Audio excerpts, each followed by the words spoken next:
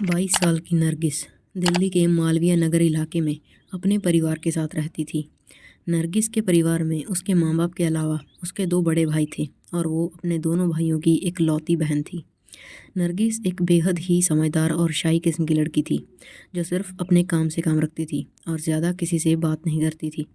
नरगिस ने इसी साल दिल्ली के ही एक कॉलेज से अपनी ग्रेजुएशन कंप्लीट की थी और अभी वो स्टेनोग्राफी की कोचिंग ले रही थी। नरगिस का कोचिंग सेंटर दिल्ली में ही मौजूद औरोबिंदो कॉलेज के पास था और उसके इस कोचिंग सेंटर से थोड़ा ही पहले एक छोटा सा पार्क था। तो नरगिस हर रोज़ अपने घर से अपने कोचिंग जाने के लिए निकलती और फिर कुछ देर वो इस पार्क में रुकती और अपनी एक दोस्त के आने का इंतज़ार करती, जो कि उसी के साथ उसी कोचिंग सेंटर में स्टेनोग्राफी सीख रही थी। और जैसे ही उसकी वो दोस्त आती, वो दोनों एक साथ मिलकर कोचिंग सेंटर चली जाती। और ये नरगिस का डेली का रूटीन था कि वो कोचिंग जाने से पहले पार्क में जाती थी और इस बात की जानकारी उसके परिवार में भी सभी को थी। 28 जुलाई 2023 रोज़ ही की तरह आज भी नरगिस पार्क में बैठकर अपनी दोस्त के आने का इंतज़ार कर रही थी, लेकिन उसे अंदाज़ा नहीं था कि यहाँ पर आज उसके साथ क्या होने वाला था। नरगिस पार्क में एक बेंच पर बैठी हुई थी कि तभी इस पार्क में एक आदमी आया, जिसके हाथ में एक लोहे की रॉड पकड़ी हुई थी और वो आदमी धीमे कदम बढ़ाता हुआ नरगिस की तरफ ही आ रहा था। और नरगिस के एकदम पास पहुंचकर उस आदमी ने उस रॉड से नरगिस पर हमला शुरू कर दिया और ये हमला इतना ज़ोरदार था कि नरगिस को कुछ समझने का वक्त ही नहीं मिला। उस आदमी ने रॉड से मार मार कर नरगिस के पूरे सर का बहुत ही बुरा हाल कर दिया था और उसका पूरा सर डिफॉर्म हो चुका था और नरगिस में अब बस आखिरी सांसें ही बची थी। उसका बहुत सारा खून वहाँ बह चुका था और वो ज़मीन पर पड़ी तड़प रही थी, लेकिन फिर भी उस आदमी को तरस नहीं आया और वो लगातार नरगिस पर वार करता रहा, वो भी तब तक जब तक नरगिस की जान नहीं निकल गई। और जब उसे लगा कि नरगिस अब मर चुकी है, तो उस आदमी ने वो रॉड वहीं पर फेंकी और वहाँ से भाग गया। अब उस आदमी के जाने के कुछ ही मिनटों के बाद नरगिस की वो दोस्त पार्क में आई और नरगिस को इतनी बुरी हालत में देखकर वो ज़ोर ज़ोर से चिल्लाने लगी। उसकी चीखों की आवाज़ सुनकर आसपास में मौजूद सभी लोग दौड़कर इस पार्क में पहुंचे और यहाँ पर उन्होंने देखा कि नरगिस का किसी ने बड़ी ही बेरहमी से कत्ल कर दिया था, जिसके बाद पुलिस को बुलाया गया। पुलिस भी नरगिस की बॉडी की हालत देखकर शॉक में थी, क्योंकि उसे बहुत ही बेरहमी से मारा गया था। तो खैर, पुलिस ने नरगिस की बॉडी को और साथ ही वहाँ मिली उस लोहे की रॉड को भी, जिस पर बहुत सारा खून लगा हुआ था, वहाँ से उठाया और फॉरेंसिक एग्जामिनेशन के लिए भिजवा दिया। और साथ ही नरगिस की फ्रेंड की मदद से नरगिस के घर वालों को भी पुलिस ने इस बात की जानकारी दे दी और पुलिस उस पार्क से और सबूत जुटाने में जुट गई। इसी दौरान पुलिस वहां मौजूद लोगों से भी पूछताछ कर रही थी कि किसी ने नरगिस के हत्यारे को देखा हो, लेकिन उनके हाथ कोई खास जानकारी नहीं लगी, क्योंकि किसी ने भी कातिल को यहां आते या फिर यहां से जाते हुए नहीं देखा था और ना ही कहीं आसपास यहां पर कोई सीसीटीवी कैमरा लगे हुए थे, जिस वजह से अब पुलिस के पास और कोई रास्ता नहीं बचा था। तो वो लोग नरगिस के घर वालों से ही पूछताछ करने का डिसाइड करते हैं। पुलिस नरगिस के घर वालों को पूछताछ के लिए बुलाती है, इस उम्मीद में कि शायद वो कुछ बता सकें, लेकिन वो लोग तो कुछ बताने की हालत में ही नहीं थे। वो बस एक ही बात कहे जा रहे थे कि हमारी बेटी तो बिल्कुल सीधी सादी थी, फिर उसको किसी ने क्यों मार डाला, जिस वजह से पुलिस के लिए अब ये केस और भी पेचीदा होता जा रहा था।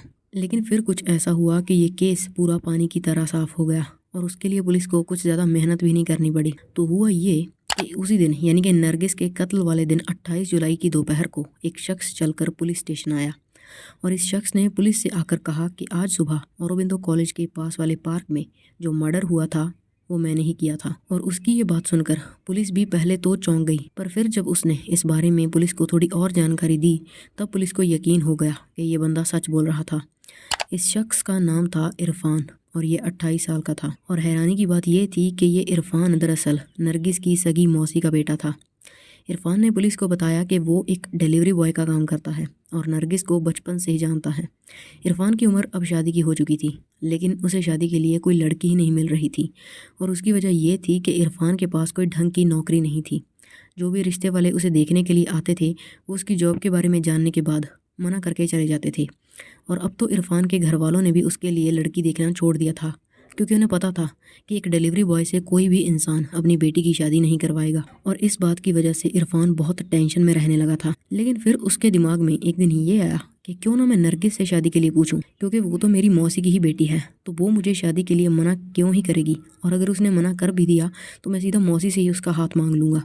और ऐसा उसने इसलिए सोचा क्योंकि वो लोग मुस्लिम थे और मुसलमानों में अक्सर कज़न्स में शादियाँ करवाई जाती हैं। तो खैर फिर एक दिन मौका देखकर इरफान ने नरगिस से शादी के लिए पूछ ही लिया और उसे पूरा यकीन था कि नरगिस उसे हाँ ही करेगी, मगर ऐसा हुआ नहीं और नरगिस ने उसे साफ साफ मना कर दिया। लेकिन इरफान ने यहाँ हार नहीं मानी और वो नरगिस के पीछे पड़ा रहा और उसे फ़ोन पर मैसेजेस पर हमेशा शादी के लिए कहता रहता और उसके इस लगातार कॉल्स और मैसेजेस से तंग आकर एट द एंड नरगिस ने उसे ब्लॉक कर दिया था।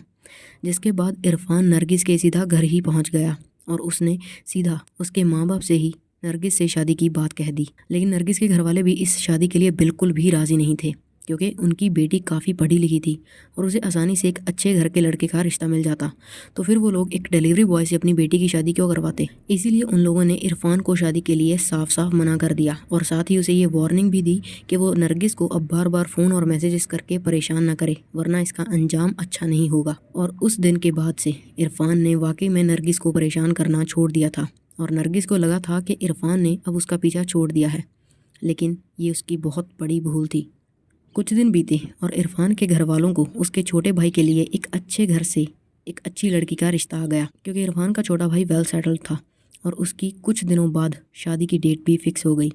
और जब ये हुआ तो इरफान को बहुत बड़ा झटका लगा। उसे अब डर लगने लगा था कि उसकी तो अब कभी शादी ही नहीं हो पाएगी, क्योंकि कोई भी लड़की उसके साथ शादी करने के लिए तैयार ही नहीं थी। लेकिन धीरे धीरे उसका ये डर नफ़रत में बदल गया, इतनी नफ़रत कि अब वो नरगिस को जान से ही मार देना चाहता था, क्योंकि उसे ये लगता था कि उसकी शादी ना होने की वजह सिर्फ़ और सिर्फ नरगिस है।